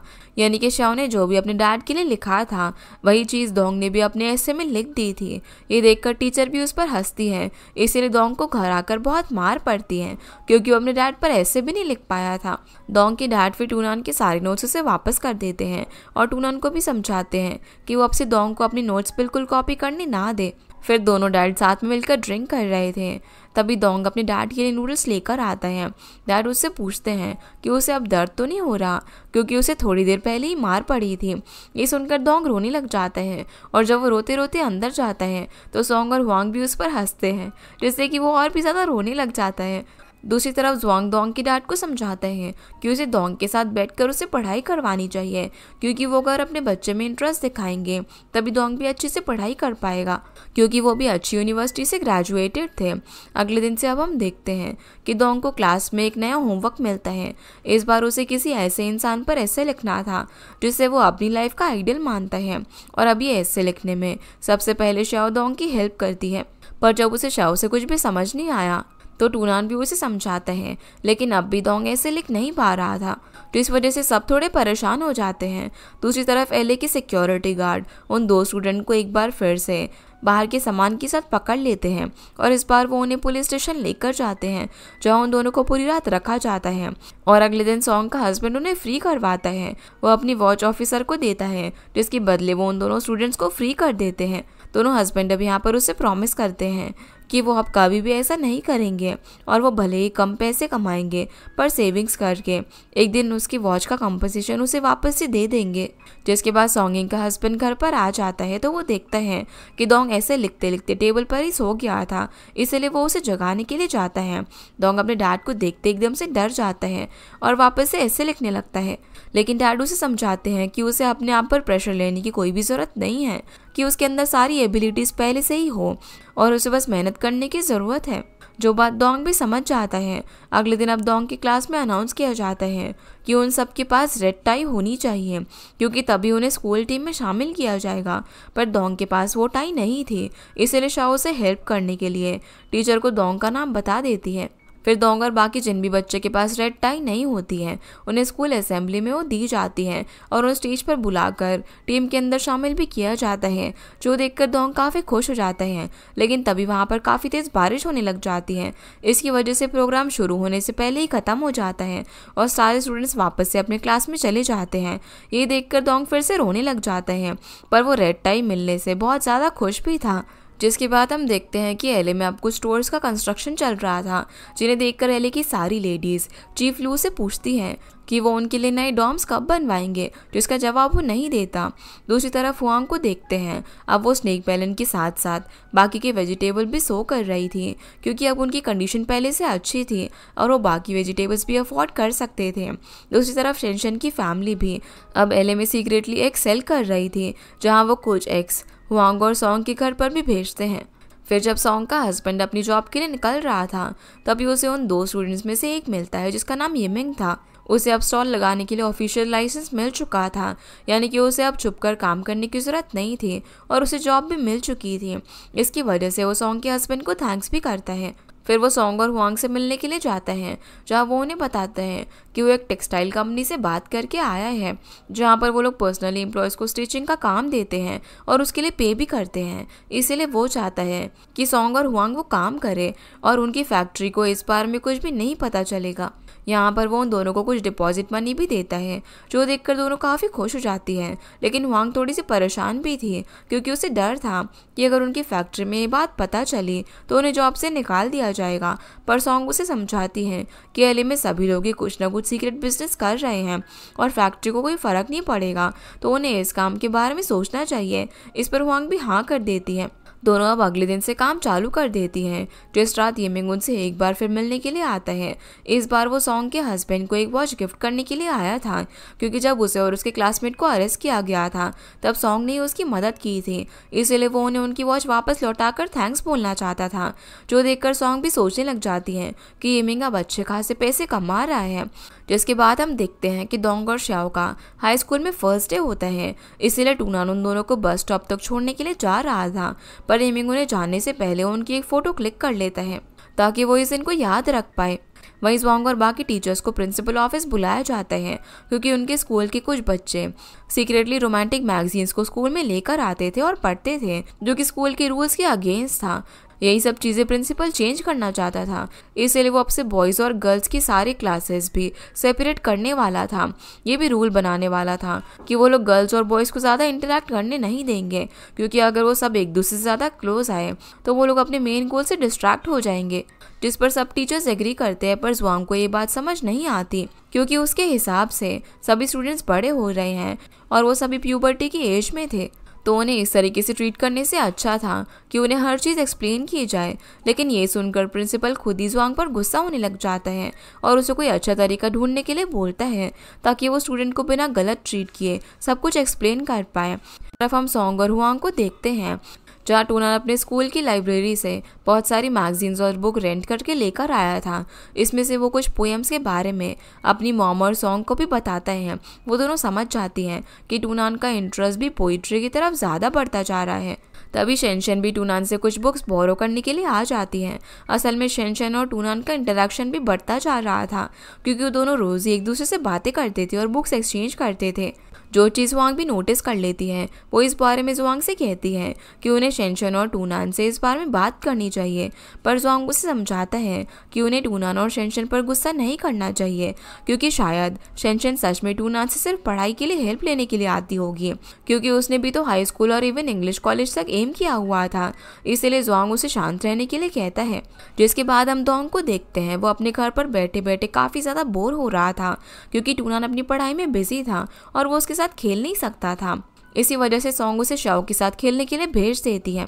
वहीं शेनशन अपने रूम में बैठकर डॉल्स बना रही थी और उसकी सिस्टर देखती है कि शेनशन ने टूनान की भी एक डॉल बनाई हुई थी, यानी कि शेनशन सच में टूनान को पसंद करती थी। फिर ज़्वांग और हुआंग उसके घर आते हैं। असल में वो शेनशन की पढ़ाई के बारे में बात करने आए थे, पर क्योंकि एमी शेनशन की स्टेप मॉम थी, तो वो सिर्फ अपनी बायोलॉजिकल बच्चों के बारे में ही ज़्वांग और उससे बात करती है और उन्हें बताती है कि उसने अपने दोनों बच्चों के लिए पहले से ही स्कूल सिलेक्ट कर लिया है। वो उन्हें वहीं पर ग्रेजुएट होने के लिए भेजेगी, इसके लिए उसने सेविंग्स भी कर रखी है। पर जब हुआंग पूछती है कि वो शेनशन के लिए क्या सोच रही है, क्योंकि वो भी कॉलेज जाना चाहती है, तो एमी बोलती है कि उनके पास इतनी सेविंग नहीं है, इसलिए वो शेनशन को सिर्फ हाई स्कूल तक ही पढ़ाएंगे और फिर किसी अच्छी जगह पर उसकी शादी करा देंगे। जो सब कुछ शेनशन भी अपनी रूम से सुन रही थी, वो काफ़ी हर्ट हो जाती है, क्योंकि एमी हमेशा से उसके साथ गलत बिहेव करती करती थी और अब उसे पढ़ने से भी रोक रही थी क्योंकि वो उसकी स्टेप मॉम थी। घर आकर जुआंग और हुआंग भी ये सारी बातें सॉन्ग और उसके हस्बैंड से शेयर करते हैं और वो उनके ओपिनियन लेते हैं कि आखिर उन्हें शेंशन के लिए क्या करना चाहिए। पर सॉन्ग का हस्बैंड उन्हें समझाता है कि ये डिसीजन शेंशन की डैड का ही है और वो उन्हें कुछ भी नहीं बोल सकते क्योंकि वो उनके घर का पर्सनल मैटर है। अगले दिन अब जुआंग अपनी स्कूल ड्यूटी पर जाता है जहां वो देखता है कि कुछ स्टूडेंट स्कूल के पीछे एक दूसरे से लड़ाई कर रहे थे। वो उन्हें रोकने के लिए चला जाता है और जब उसे पता चलता है कि 2 स्टूडेंट तो उसी की क्लास के हैं तो वो उन्हें समझाने लग जाता है कि वो लड़ाई क्यों कर रहे थे। असल में वो सब अपनी क्लास की गर्ल्स के लिए लड़ाई कर रहे थे, जो देखकर जुआंग समझ जाता है कि अब टाइम आ चुका है सारे स्टूडेंट्स को समझाने का। इसीलिए वो उन सभी को स्कूल हॉल में इकट्ठा करता है और उन्हें अपने एंट्रेंस एग्जाम के बारे में बताता है कि वो 1 मार्क्स के लिए कितना ज़्यादा हार्ड वर्क करता था, इसीलिए आज उसके पास इतनी नॉलेज है और वो अपने स्टूडेंट्स के लिए भी यही चाहता है कि वो लोग अपना मेन फोकस एंट्रेंस एग्जाम पर रखे। फिर भले ही वो अभी किसी भी सब्जेक्ट में फेल हो रहे हों, पर अगर वो हार्ड वर्क करेंगे तो वो अपनी फ्यूचर डिसाइड कर सकते हैं और उन्हें डिस्ट्रैक्ट नहीं होना चाहिए। जो सुनकर सभी स्टूडेंट्स उसकी बात से एग्री करते हैं और जुआंग उन सभी को मोटिवेटेड देखकर काफ़ी खुश होता है। जिसके बाद वो अपने घर पर चला जाता है और देखते ही देखते टाइम बीत जाता है। टूनान, शाओ और दोंग भी बड़े हो जाते हैं। शुरुआत में हम देखते हैं कि एमी के घर में उसकी सिस्टर इन लॉ अपनी बेटी के साथ आती है। असल में उसके हस्बैंड ने उसे शियाजिंग सिटी में ही छोड़ दिया था और वो यहाँ पर अपना हिस्सा मांगने के लिए आई थी, लेकिन एमी का हस्बैंड उसे घर से बाहर निकाल देता है क्योंकि उसके ऊपर पहले से ही बहुत ज़्यादा प्रेशर था और वो अपनी सिस्टर की और उसकी बेटी की जिम्मेदारी नहीं ले सकता था। जिसके बाद उसकी सिस्टर वांग अपनी बेटी के साथ घर के बाहर ही बैठ जाती है और शेंशन और शाओ उन दोनों के लिए कुछ स्नैक्स लेकर आती हैं। अगले दिन फिर हम देखते हैं कि सभी लोग यिमिंग के नए स्टोर पर जाते हैं। यिमिंग के स्टोर का सबसे मेन अट्रैक्शन था टेलीफोन। असल में ये उनकी एली की फर्स्ट शॉप थी जिसमें टेलीफोन, रेफ्रिजरेटर और सारा सामान था। यानी कि इतने सालों में यिमिंग ने सेल्फ एम्प्लॉयड बनकर काफ़ी अच्छा खासा अर्न कर लिया था और आगे भी वो अर्न करने वाला था, जिससे कि सभी लोग उसके लिए काफ़ी ज़्यादा खुश होते हैं और उसकी शॉप पर काफ़ी भीड़ भी हो जाती है क्योंकि सब उसे कॉन्ग्रेचुलेट करने आए थे। जिसके बाद वांग जुआंग से बात करती है और उससे हेल्प मांगती है ताकि उसकी बेटी का एडमिशन उनकी सिटी के स्कूल में हो पाए। इस पर जुआंग हेल्प करने के लिए हाथ तो कर देता है, पर वो वांग को ये भी समझाता है कि अगर उसकी बेटी का एडमिशन उनके स्कूल में हो जाता है तो फ्यूचर में उसे एंट्रेंस एग्ज़ाम देने के लिए अपने पहले वाली सिटी में ही जाना होगा। इस पर वांग मान जाती हैं और अब ये बात जुआंग घर आकर हुआंग को भी बताता है। इसके साथ वो ये भी बताता है कि वो आज अपने पेरेंट्स के घर गया था। असल में पेंगफाई और उसकी मॉम भी वापस घर पर आ चुके हैं, जिसकी वजह से जुआंग के पेरेंट्स चाहते हैं कि पेंगफाई और उसका कज़न जुआंग के साथ आकर उसके घर में रहें ताकि वो टूनान और शाओ की क्लोज रह पाए। ये सुनकर हुआंग बिल्कुल भी खुश नहीं होती क्योंकि जुआंग हमेशा बस अपने मॉम डैड और अपने छोटे भाई की फैमिली के बारे में ही सोच और डिसीजन लेता था, जबकि हुआंग अपने बच्चों के बारे में सोचती थी कि उन्हें किसी भी तरीके की प्रॉब्लम ना हो। इसलिए वो जुआंग से नाराज़ भी हो जाती हैं। अगले दिन फिर जुआंग के मॉम डैड, उसका छोटा भाई और उसके भाई की वाइफ भी पेंगफाई को लेकर उनके घर में आती हैं, जहाँ वो लोग यही बात करने के लिए आए थे कि पेंगफाई और उसका कज़न आंधे टूनान के साथ ही रहें और उसके साथ ही पढ़ाई करें। लेकिन इस बात से हुआंग बिल्कुल भी एग्री नहीं करती। इस वजह से वो सभी के सामने डिसीजन लेती है कि वो अपनी फैमिली के बारे में ही सोचेगी और उनका घर भी बहुत ही छोटा है तो वो पेंगफाई और उसके कज़न को यहाँ पर नहीं रहने देगी क्योंकि वो टूनान के कॉलेज स्टडीज़ में उसे बिल्कुल भी डिस्टर्ब नहीं करना चाहती। जो सुनकर सभी लोग उसके अगेंस्ट हो जाते हैं और वो सभी उसे समझा रहे थे कि उसे जुआंग के ऊपर डिसीजन छोड़ देना चाहिए और खुद ये सब डिसाइड नहीं करना चाहिए क्योंकि जुआंग उनके घर का मेन फैमिली मेम्बर था। लेकिन फिर भी हुआंग अपने हक के लिए लड़ती है और ये तक कह देती है कि अगर जुआंग सिर्फ अपने मॉम और अपनी ब्रदर की फैमिली के बारे में सोचता है तो हुआंग उसे डिवोर्स दे देगी और दोनों बच्चों के साथ अपने पेरेंट्स के यहाँ पर रहने के लिए चली जाएगी क्योंकि वो अपने ही घर में इतने लोगों को संभाल नहीं सकती। जो सुनकर जुआंग वहाँ से गुस्सा होकर चला जाता है और बाकी सब लोग एक एक करके हुआंग पर गुस्सा होकर वहाँ से निकल जाते हैं। पर हुआंग अपना डिसीजन एक भी बार नहीं बदलती और वो ये सब सिर्फ अपने बच्चों के अच्छे फ्यूचर के लिए सेल्फिश बनकर कर रही थी। अब सॉन्ग ने भी ये सारी बातें अपने घर से सुन ली थी तो वो रात को जाकर शाओ को अपने घर लेकर आती हैं ताकि हुआंग और टूनान अकेले में बात कर पाए। और यहाँ पर हुआंग टूनान को अच्छे से समझाती हैं कि ये सब हुआंग ने उसके लिए ही किया है, क्योंकि टूनान अब बड़ा हो रहा था और उसे आगे जाकर अपनी फैमिली भी बनानी थी, खुद को भी संभालना था। अभी जो भी लोग उसे अप्रिशिएट कर रहे हैं वो सब असल में फेक ही थे, क्योंकि जब उनकी बारी आएगी तो वो सभी अपनी फैमिली को ही चुनेंगे, जैसे कि पेंगफाई की मॉम पेंगफाई को ही चुनेगी और टूनान की ग्रैंड माँ भी पेंगफाई को ही अप्रिशिएट करेगी। इसीलिए अभी टूनान के पास टाइम है कि वो मेहनत करे और सिर्फ अपने बारे में सोचे, क्योंकि उसे किसी भी तरीके से इंडिपेंडेंट बनना था। जहाँ टूनान भी अपनी मॉम की बात मान लेता है, दूसरी तरफ पेंगफाई भी अपनी मॉम से कहता है कि उन्हें अपने घर वापस चले जाना चाहिए, क्योंकि ग्रैंडमा के घर भी पेंगफाई के अंकल और आंटी उसे रहने नहीं दे रहे थे। लेकिन फिर भी पेंगफाई की मॉम उसे ये समझाती हैं कि वो लोग वापस जुआंग से रिक्वेस्ट करने के लिए जाएंगे। अब अगले दिन हम देखते हैं कि पेंगफाई की मॉम जुआंग से बात करने के लिए जाती हैं, पर जुआंग घर पर नहीं होता। इसकी वजह से वो शाओ और टूनान से मिलती है। टूनान तो उन्हें रोकने की कोशिश करता है, पर शाओ पेंगफाई की मॉम को घर के अंदर से मना कर देती है और कहती है कि उसके डैड अभी घर पर नहीं है। इसीलिए पेंगफाई की मॉम वहाँ से चली जाती हैं। वो पेंगफाई को लेकर इतनी ज़्यादा टेंशन में आ गई थी कि वो रास्ते में ही बेहोश होने वाली थी, लेकिन पेंगफाई वहाँ पर आ जाता है। वो अपनी मॉम के लिए कुछ खाने का सामान भी लेकर आया था, क्योंकि उसकी मॉम सुबह से भूखे पेट उसके रहने की जगह ढूंढ रही थी। वो ये सब देखकर काफ़ी ज़्यादा इमोशनल हो गया था। वो अपनी मॉम को वापस से समझाता है कि उन्हें अपनी सिटी अपने डैड के पास वापस चले जाना चाहिए, जिस पर उसकी मॉम भी हाँ कर देती है। जिसके बाद हम देखते हैं कि शाओ और टूनान अपनी ग्रैंडमा के घर पर उन्हें अपोलोजाइज करने के लिए चाहते हैं। टूनान पेंगफाई से यहाँ पर बात करने के लिए भी चला जाता है और उसके जाते ही ग्रैंडमा शाओ को बुली करने लगती है कि जब हुआंग और जुआंग की शादी हुई थी तो ग्रैंडमा को बिल्कुल भी नहीं लगा था कि हुआंग इतनी ज़्यादा बेकार वाइफ बनेगी, और अगर अब शाओ के मॉम डैड का डिवोर्स हुआ तो शाओ के लिए भी उनमें से किसी एक के साथ रहना मुश्किल हो जाएगा। और ग्रैंडमा ये तक पूछने लग जाती हैं कि शाओ डिवोर्स के बाद किसके साथ रहेगी, जो सुनकर शाओ रोने लग जाती हैं। और पेंगफाई की मॉम ग्रैंडमा को चुप होने के लिए बोलती है, क्योंकि ये सब जानकर कर रही थी ताकि हुआंग के लिए उस घर में अपने बच्चों के साथ रहना मुश्किल हो जाए। अब ग्रैंडमा की बात की वजह से शाओ बहुत ज़्यादा रो रही थी, इसीलिए पेंगफाई की मॉम शाओ को संभालती है और उसे बताती है कि वो भी शाओ की ग्रैंड पेरेंट्स को हेट करती है, क्योंकि वो सभी के साथ इतना रूड बिहेव करते हैं। पेंगफाई की मॉम ये भी कहती है कि जब शाओ का जन्म हुआ था तब शाओ बिल्कुल उसी की तरह दिखती थी, और पेंगफाई की मॉम उसके लिए बहुत ज़्यादा खुश भी थी। लेकिन उन्हें ये भी टेंशन थी कि शाओ को उनकी फैमिली में हमेशा सफ़र करना ही पड़ेगा, क्योंकि वो लड़की थी और उनकी फैमिली में लड़कियों को वैल्यू नहीं किया जाता था। पर शाओ लकी थी क्योंकि उसे ऐसी मॉम मिली थी जो कि उसे किसी भी सिचुएशन में सपोर्ट करती थी। ये सुनकर शाओ भी समझ जाती है कि पेंगफाई की मॉम भी बुरी नहीं है, बस उसके ग्रैंड पेरेंट्स ही इतने ख़राब हैं। दूसरी तरफ हम देखते हैं कि जुआंग हुआंग से लड़ाई के बाद स्कूल के ऑफिस में ही रह रहा था। कल से उसने ठीक से डिनर भी नहीं किया था। यही सब सॉन्ग का हस्बैंड उसे बता रहा था। सॉन्ग चाहती थी कि उसका हस्बैंड जाकर जुआंग और हुआंग से बात करे और उनके बीच हुई इन प्रॉब्लम्स को सॉल्व करने में उनकी हेल्प करे, पर सॉन्ग का हस्बैंड ऐसा करने से मना कर देता है। वो सॉन्ग को यहाँ पर ये भी समझाता है कि हमेशा हुआंग और जुआंग के बीच जो लड़ाई होती है वो छोटी छोटी मिसअंडरस्टैंडिंग की वजह से होती है, लेकिन इस बार उनकी लड़ाई में उनकी पूरी फैमिली इन्वॉल्व थी, इसलिए वो नहीं चाहता कि सॉन्ग उनके बीच में बोले। इस पर वो भी एग्री करती है। लेकिन उसी रात उनके पड़ोस में लड़ाई हो जाती है। असल में वांग अपनी बेटी के साथ साथ अपने हस्बैंड को भी अपने ब्रदर के घर में लेकर आ गई थी, जिसकी वजह से वो लोग बीच रात में चिल्ला चिल्ला कर लड़ाई कर रहे थे। ये सुनकर सॉन्ग और उसका हस्बैंड भी बाहर आ जाते हैं। वो उन्हें रोकने की कोशिश करते हैं, पर लड़ाई इतनी बढ़ जाती है कि अगले दिन खुद सेक्रेटरी ज़ैंग उनके घर पर आते हैं और वो डिसाइड करते हैं कि उनके और सॉन्ग के घर के बीच जो वॉल है वो उसे हटवा देंगे और वांग और उसकी फैमिली के लिए वहाँ पर एक छोटा सा रूम बनवा देंगे, जिसके बारे में वो सॉन्ग के हस्बैंड को भी इन्फॉर्म करते हैं। और सॉन्ग और वांग दोनों की फैमिली इस बात पर एग्री कर देते हैं, जिसके बाद वांग के घर में भी काम शुरू हो जाता है।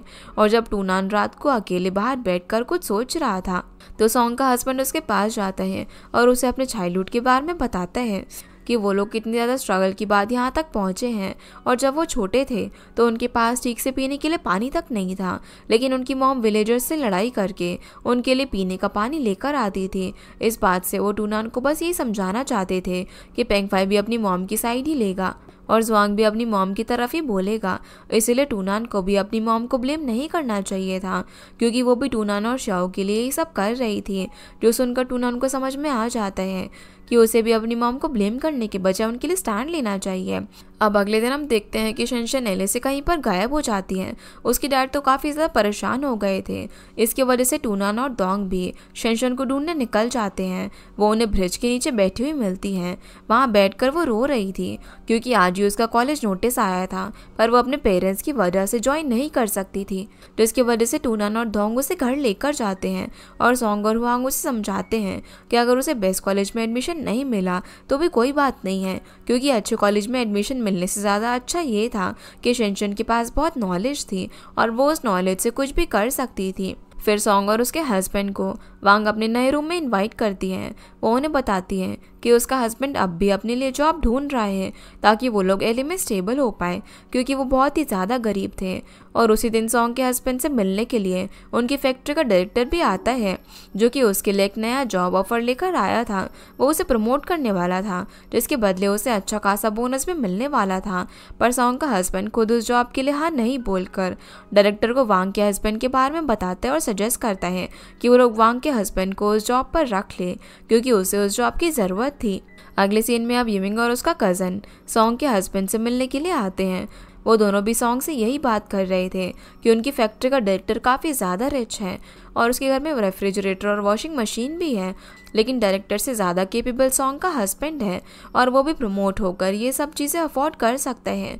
पर सॉन्ग का हस्बैंड उन्हें डिसीजन उस पर ही छोड़ देने के लिए कहता है। जाते जाते ये मिंग सॉन्ग से बोलता है कि वो हुआंग को स्वेटर्स के ऑर्डर के बारे में इन्फॉर्म कर दे, क्योंकि हुआंग अब से स्वेटर निट करने की पार्ट टाइम जॉब भी करने वाली थी। और ये सुनकर सॉन्ग थोड़ी सी टेंशन में आ गई थी, क्योंकि उसे डर था कि कहीं हुआंग ये सब इसीलिए तो नहीं कर रहे क्योंकि वो सच में जुआंग से डिवोर्स लेने वाली है और अकेले ही दोनों बच्चों को संभालने वाली है। इस पर सॉन्ग का हस्बैंड उसे ऐसे सोचने से मना करता है और समझाता है कि उनके बीच सब कुछ ठीक हो जाएगा, वो दोनों डिवोर्स नहीं लेंगे। रात को अब श्याओ और डोंग घर पर लौट रहे थे तो रास्ते में श्याओ को अपने डैड डिनर खरीदते हुए दिखते हैं। वो जाकर उन्हें हक कर लेती और घर चलने के लिए बोलती हैं, क्योंकि किसी का भी मन उनके बिना नहीं लग रहा था। लेकिन फिर भी डैड घर पर नहीं आते, इसकी वजह से श्याओ बहुत रोती है। तो डोंग उसे आइसक्रीम भी दिलाता है। वो टूनान और श्याओ को एक आइडिया देता है और कहता है कि अगर वो दोनों पढ़ाई करना बंद कर देंगे तो उनके डैड वापस से घर पर आ जाएंगे। अगले दिन अब सच में उनके डैड घर पर भी आ जाते हैं, क्योंकि वो श्याओ को रोता हुआ देख नहीं पाए थे और घर आते ही वो यार्ड में हुए चेंजेस और नए रूम को देखने लग जाते हैं। जब वो अपने घर पर जाते हैं तो श्याओ ने सब कुछ बता देती है कि कैसे ग्रैंडमा ने उसे बुली किया और पेंगफाई की मॉम ने उसे संभाला। ये सुनकर जुआंग को भी समझ में आ जाता है कि उसकी मॉम डैड इस सिचुएशन में गलत थे और जुआंग को अपनी वाइफ और अपने बच्चों का साथ देना चाहिए था। तभी जुआंग भी अपनी जॉब से वापस घर पर आ जाती है। वो जुआंग से बात भले ही नहीं करती, लेकिन धीरे धीरे उनके बीच सब कुछ पहले की तरह ठीक हो रहा था।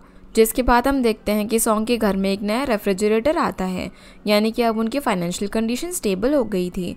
और रेफ्रिजरेटर को देखकर हुआंग भी खुश होती है, क्योंकि अब सॉन्ग ज़्यादा से ज़्यादा वेजिटेबल्स और मीट को स्टोर कर पाएगी। सॉन्ग हुआंग से भी यही कहती है कि अगर वो चाहे तो वो टूनान और श्याओ के लिए भी मिल्क स्टोर कर सकती है, इसमें सॉन्ग को कोई भी प्रॉब्लम नहीं होगी।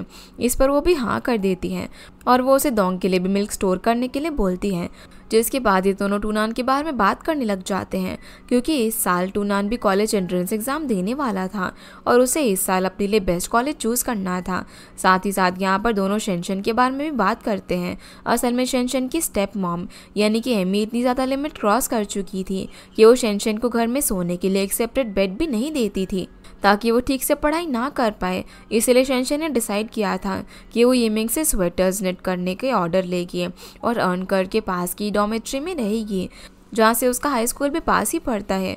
सॉन्ग अब यहाँ पर हुआंग से एक और बात पूछती है और कहती हैं कि अगर टूनान कॉलेज के लिए बाहर चला जाएगा तो क्या हुआंग पेंगफाई को अपने घर पर रखेगी। इस पर वो हाँ कर देती है, क्योंकि पेंगफाई भी उसके बेटे जैसा था और क्योंकि पेंगफाई के घर की कंडीशन ठीक नहीं थी तो वो उसे अपने साथ रखने के लिए तैयार थी, क्योंकि उसे बस यही सोचना था कि टूनान की जगह उसके साथ पेंगफाई रह रहा है। पर हुआंग थोड़ी सी कंफ्यूज भी थी, क्योंकि उसे वो सब नहीं झेलना था जो कि उनकी फैमिली ने पहले झेला था, यानी कि जैसे राशन की की प्रॉब्लम। दूसरी तरफ हम देखते हैं कि ज़ुआंग और सॉन्ग का हस्बैंड टूनान के कॉलेज सिलेक्ट करने में हेल्प कर रहे थे, उसे समझा रहे थे कि उसके लिए कौन सा कॉलेज बेस्ट रहेगा। जो सब कुछ दोंग और श्याओ भी बाहर से चुपकर सुन रहे थे। जैसे ही दोंग के डैड उससे पूछते हैं कि वो यहाँ पर क्या कर रहे हैं, तो वो दोनों बहाना बना देते हैं कि दोंग अपने डांस कंपटीशन की प्रैक्टिस कर रहा है। जिसके बाद टूनान अपने एंट्रेंस एग्जाम की तैयारी में लग जाता है। उसकी फैमिली के साथ साथ सॉन्ग की फैमिली भी उसे पूरा सपोर्ट कर रही थी। इसकी वजह से टूनान के एग्जाम्स काफ़ी अच्छे जाते हैं और रिजल्ट के दिन वो अपने साथ श्याओ को लेकर जाता है। सभी लोग घर पर गुड न्यूज़ का वेट कर रहे थे और टूनान आते ही उन्हें बताते हैं कि वो अच्छे ग्रेड से पास हो चुका है। जो सुनते ही सभी लोग काफ़ी खुश हो जाते हैं और छोटा सा सेलिब्रेशन करते हैं। यहाँ पर टूनान ने ये भी सोच लिया था कि वो आर्किटेक्चर कॉलेज में ही जाएगा, क्योंकि बचपन से उसका इंटरेस्ट आर्किटेक्चर में ही था। लेकिन तभी टूनान के लिए शॉप पर एक कॉल आता है। जब वो कॉल पिक करने के लिए जाता है तो असल में वो कॉल उसके स्कूल टीचर का था, जो इन्फॉर्म करते हैं कि टूनान अच्छे ग्रेड से पास हो गया है, पर उसकी फिजिकल एग्जाम में कलर डेफिशिएंसी डायग्नोस हुई है, यानी कि उसकी आंखें थोड़ी सी वीक थी। इसकी वजह से उसका एडमिशन भी रुक सकता था। ये सुनते ही टूनान के साथ साथ उसकी फैमिली भी टेंशन में आ जाती है और ज़ुआंग जल्दी से जाकर एक कलर ब्लाइंड टेस्ट लेकर आता है, क्योंकि अगर टूनान कोशिश करेगा तो वो इस टेस्ट में भी पास हो सकता है, क्योंकि आर्किटेक्चर कोर्स में जाने के लिए उसकी आईसाइट अच्छी होनी चाहिए। फिर ज़ुआंग हुआंग से शंघाई जाने की बात करता है, क्योंकि वहाँ पर टूनान के कलर ब्लाइंडनेस का टेस्ट करवाकर वो लोग उसके एडमिशन में हेल्प कर सकते थे।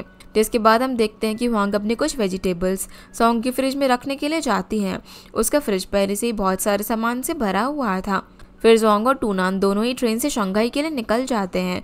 हुआंग का किसी भी चीज़ में यहाँ पर ध्यान नहीं लग रहा था, क्योंकि उसे टूनान की काफ़ी टेंशन थी। दूसरी तरफ टूनान और ज़ुआंग रेडी होकर शंघाई के एडमिशन डिपार्टमेंट में जाते हैं, जहाँ पर मिस सॉन्ग से मिलते हैं और ज़ुआंग मिस सॉन्ग को समझाने की पूरी कोशिश करता है कि उसके बेटे को एक चांस मिलना चाहिए, क्योंकि वो पढ़ाई में बहुत ही अच्छा है और उसकी आईसाइट में भी कोई ज़्यादा प्रॉब्लम नहीं है, वो आर्किटेक्चर कॉलेज में जा सकता है। इसके साथ साथ वो उन्हें ये भी कहता है कि टूनान अभी उसी वक्त कलर ब्लाइंड टेस्ट भी दे सकता है। लेकिन यहाँ पर टूनान ने एक गलती कर दी थी। उसने जितने भी फिगर्स थे उन्हें याद कर लिया था और वो उन फिगर्स को देखकर और ऑब्जर्व करके नहीं, बल्कि याद करके पहचान रहा था। इसकी वजह से मिस सॉन्ग टूनान को बाहर भेज देती है और वो ज़ुआंग को समझाती है कि वो अपने बेटे को चीट करना सिखा रहा है। ये सब एंट्रेंस एग्जाम के रूल्स के अगेंस्ट है, जो सुनकर ज़ुआंग को भी काफ़ी गिल्टी फील होता है। वो मिस सॉन्ग से माफ़ी मांगता है। दूसरी तरफ श्याओ घर में रखा हुआ खराब खाना खा लेती है, जिसकी वजह से उसके पेट में काफ़ी दर्द होता है और दोंग उसे घर पर ही मेडिसिन बनाकर देता है, लेकिन उससे भी उसे कोई फ़ायदा नहीं होता। तो दोंग उसे अपने शोल्डर पर उठाकर हॉस्पिटल लेकर जाता है, जहाँ पर पहले से हुआंग को भी एडमिट किया गया था, क्योंकि उसे ठीक से खाना ना खाने की वजह से हाइपरग्लाइसीमिया हो गया था और श्याओ को खराब खाना खाने से फूड पॉइजनिंग। जैसे ही अब हुआंग को होश आता है तो उसके सामने ज़ुआंग और टूनान होते हैं। ज़ुआंग यहाँ पर उसे बताते हैं कि दोंग सही टाइम पर श्वांग को हॉस्पिटल लेकर आ गया था और ज़ुआंग उन दोनों को अपना ध्यान रखने के लिए बोलता है। जहाँ श्याओ को भी होश आ चुका था, वो टूनान से पूछती है कि वो लोग शंघाई गए थे तो कुछ हुआ या फिर नहीं। तभी टूनान बताता है कि वो आर्किटेक्चर कॉलेज के लिए सिलेक्ट हो गया है और हम देख पाते हैं कि असल में मिस सॉन्ग ने इन दोनों को जाते हुए रोक लिया था और ये बताया था कि उनकी आने से पहले ही मिस सॉन्ग ने टूनान के स्कूल में बात कर ली थी और टूनान का स्कूल इंप्रेशन और ग्रेड हमेशा से ही अच्छे हैं और उसकी आईसाइट की प्रॉब्लम भी आर्किटेक्चर कोर्स में ज़्यादा इफेक्ट नहीं करेगी, इसीलिए वो उसे सिलेक्ट कर रहे हैं। ये न्यूज़ अब पूरी एलए में भी वायरल हो जाती है और सभी लोग काफ़ी खुश होते हैं। वो लोग हुआंग को कॉन्ग्रेचुलेट करते हैं। यह हुआंग घर आकर इतनी ज़्यादा खुश थी कि वो ज़ुआंग के साथ इतने टाइम बाद डांस भी करती हैं और वो पेंगफाई को भी अपने घर रखने के लिए मान जाती हैं, जिसकी वजह से ज़ुआंग भी पेंगफाई की मॉम को कॉल करके ये न्यूज़ देता है और पेंगफाई अपनी आंटी के घर जाने की तैयारी करने लग जाता है। जिसके बाद हुआंग और ज़ुआंग अपने घर में एक छोटी सी पार्टी रखते हैं, जिसमें सॉन्ग और एमी की फैमिली थी और वो लोग टूनान के बारे में ही बात कर रहे थे कि वो कितना ज़्यादा इंटेलिजेंट और हार्ड वर्किंग है, तभी जाकर उसे इतना अच्छा कॉलेज मिला है और कॉलेज में वो काफ़ी अच्छे फ्रेंड्स भी बनाएगा। इस पर एमी टूनान से बोलती है कि अब वो जब भी वेकेशन में आए तो वो उसके बच्चों को भी ट्यूशन दे सकता है, लेकिन हुआंग इस पर एग्री नहीं करती है। इसीलिए हुआंग की जगह सॉन्ग एमी को जवाब देती है कि आजकल ट्यूटर हायर करने के लिए भी आउटसाइडर काफ़ी ज़्यादा पे करते हैं, तो टूनान अपनी नॉलेज फ्री में वेस्ट क्यों करेगा।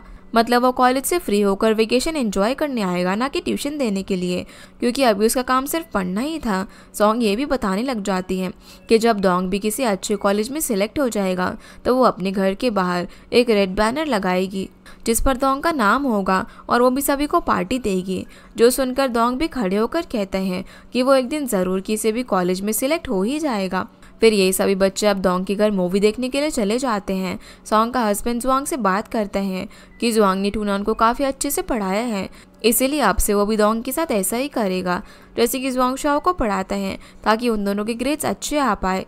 अगले दिन अब सॉन्ग यार्ड में बैठकर कुछ पोएम्स पढ़ रही थी और वांग उसे बताती है कि वो लोग संडे को एक अच्छे रेस्टोरेंट में लंच करने के लिए जाने वाले हैं, तो सॉन्ग को भी अपनी फैमिली के साथ उनको ज्वाइन करना चाहिए, क्योंकि उतने सालों से सॉन्ग की फैमिली ने भी टूनान को पढ़ाने में इतना ज़्यादा सपोर्ट किया था और वांग उन्हें अच्छे से थैंक्स कहना चाहती थी, जिस पर सॉन्ग और उसका हस्बैंड भी आने के लिए तैयार हो जाते हैं।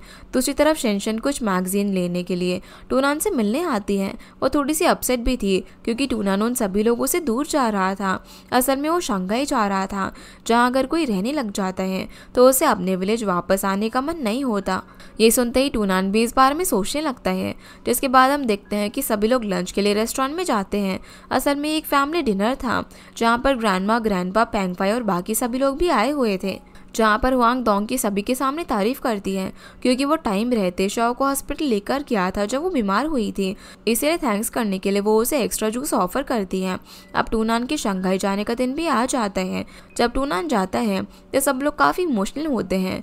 सॉन्ग भी ये सोचकर रोने लगती है कि एक दिन उसका डोंग भी इस तरीके से उसे गुड बाय करेगा। इसके बाद टूनान शंघाई के कॉलेज को ज्वाइन कर लेता है।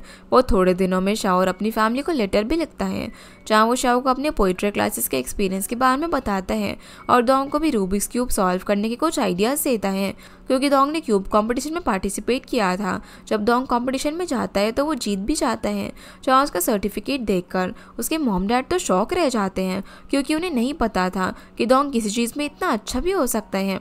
अब जब डोंग और शाओ स्कूल से वापस आ रहे होते हैं तो डोंग शाओ को घर पर झूठ बोलने के लिए कहता है कि वो लाइब्रेरी में बैठकर पढ़ रहे हैं, जबकि वो बुक स्टॉल पर जाकर नॉवल पढ़ने वाला था।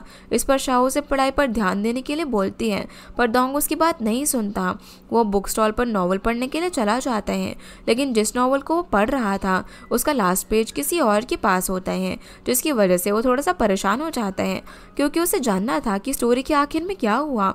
इसीलिए बुक स्टॉल का ओनर डोंग को अगले दिन आने को बोलता है ताकि वो आगे की स्टोरी पढ़ पाए। अगले सीन में हम देखते हैं कि डोंग डांस कंपटीशन में भी पार्टिसिपेट करता है, उसमें भी वो जीत जाता है, लेकिन इस बार मॉम डैड इतनी ज़्यादा खुश नहीं होते, क्योंकि डोंग सिर्फ एक्स्ट्रा करिकुलर एक्टिविटीज़ में ही अच्छा था, वो पढ़ाई पर ध्यान ही नहीं देता था। इसलिए वो उसे शाओ से सीखने के लिए बोलते हैं, क्योंकि शाओ पढ़ाई में काफ़ी अच्छी थी और वो कॉम्पिटिशन में पार्ट लेती भी थी, तो वो होते थे एसे राइटिंग या फिर लैंग्वेज कॉम्पिटिशन। अगले दिन अब पेंगफाई और डोंग दोनों ही स्टोर जाते हैं। वहाँ से दोनों एप्पल्स खरीद कर लाते हैं और टीवी पर न्यू ईयर के दिन आने वाली नई मूवी के बारे में बात करने लग जाते हैं कि उन्हें साथ में कौन सी मूवी देखनी चाहिए। तभी पेंगफाई को याद आता है, वो बताता है कि इस बार शाओन के साथ मूवी नहीं देख पाएगी, क्योंकि उसने ऐसे कॉम्पिटिशन में फर्स्ट प्राइज जीता था, इसीलिए हुआंग उसे शंघाई घुमाने के लिए लेकर जाने वाली थी और वो लोग टूनान से भी मिलने वाले थे। ये सुनते ही डोंग जल्दी से अपने घर भाग जाता है और वांग भी उसके घर ही सॉन्ग के साथ टीवी पर एक शो देख रही थी, जिसकी वजह से वो लोग डोंग की बात नहीं सुनते। इसीलिए वो टीवी के सामने जाकर खड़ा हो जाता है और बोलता है कि वो भी शंघाई जाना चाहता है और वो अपने ट्रेन टिकट के पैसे भी खुद ही दे देगा। पर सॉन्ग उसे मना कर देती है, क्योंकि उसने डोंग की पॉकेट मनी ही बंद कर दी थी और वो उसे पैसे तब तक नहीं देने वाली थी जब तक वो स्कूल एग्जाम में टॉप 20 में नहीं आ जाता, जो कि उसके लिए एक तरीके से इम्पॉसिबल था। इसलिए डोंग एक एप्पल का लालच देकर शाओ से कुछ पैसे उधार लेने जाता है, पर वो भी उसे पैसे देने से मना कर देती है, क्योंकि सॉन्ग ने उसे पहले ही सब बता दिया था। इसीलिए अब लास्ट में डोंग पेंगफाई से पैसे उधार लेने जाता है, पर वो भी उसे पैसे नहीं दे पाता, क्योंकि उसके पास जो पॉकेट मनी थी वो उसे सेफ रखने के लिए शाओ को ही दे दी थी, जिसकी वजह से डोंग काफ़ी दुखी हो जाता है। अगले दिन अब पेंगफाई और डोंग दोनों चुपके से बस लेकर शंघाई के लिए निकल जाते हैं, क्योंकि पेंगफाई जब पिछली बार सोजू आया था और उसके पास रहने के लिए घर नहीं था, तब अंकल शिन ने उसकी मदद की थी और अंकल शिन के लिए पेंगफाई ने बस स्टॉप पर काम भी किया था, इसलिए वो उन्हें बिना बस टिकट के बस में ट्रैवल करने के लिए भी मान जाते हैं और दोनों बस में बैठ जाते हैं। दूसरी तरफ सॉन्ग जब नींद से जागती है तो उसे टेबल पर दोंग का नोट मिलता है। जब सॉन्ग को पता चलता है कि वो दोनों शंघाई गए हैं तो वो काफ़ी टेंशन में आ जाती हैं क्योंकि दोनों ही ना समझते हैं। इसलिए वो जल्दी से हुआंग और जोंग को इस बारे में बता देती हैं। वो लोग अब टूनान के कॉलेज कॉल करते हैं ताकि टूनान उन दोनों को बस स्टॉप पर ढूंढने के लिए जा पाए और दोनों लड़की किसी प्रॉब्लम में ना फंसे। पर टूनान तो अपनी क्लास में होता है। तभी उसकी फ्रेंड लीजिया उसे बुलाने आती है और उसे सब कुछ एक्सप्लेन कर देती है कि उसे अपने ब्रदर्स को ढूंढने के लिए जाना है और भी टूनान की हेल्प करने के लिए उसके साथ ही जाती हैं। दोनों अब दोंग और पेंगफाई को ढूंढ लेते हैं और डॉर्मेट्री जाने के लिए बस ले लेते हैं। बस में भी पूरे रास्ते दोंग लीजिया से बहुत बातें करता है और उसे टूनान के बारे में बहुत कुछ बताता है, जो सुनकर वो भी खुश हो जाती है। दूसरी तरफ जुआंग को भी टूनान का कॉल आ जाता है और उन्हें जब पता चलता है कि दोनों लड़के टूनान तक पहुंच गए हैं तो वो रिलैक्स हो जाती हैं और सूजो से बस लेकर शंघाई जाने के लिए निकल जाती हैं। इसी के साथ हमारा ये एपिसोड यहीं पर ख़त्म हो जाता है। तो गाइस ये थी आज की वीडियो एंड होप आप लोगों को ये वीडियो पसंद आई होगी। तो इस वीडियो को लाइक कर चैनल को सब्सक्राइब ज़रूर कीजिएगा। आपसे फिर मिलते हैं इस ड्रामा के अगले एपिसोड में। तब तक के लिए गुड बाय।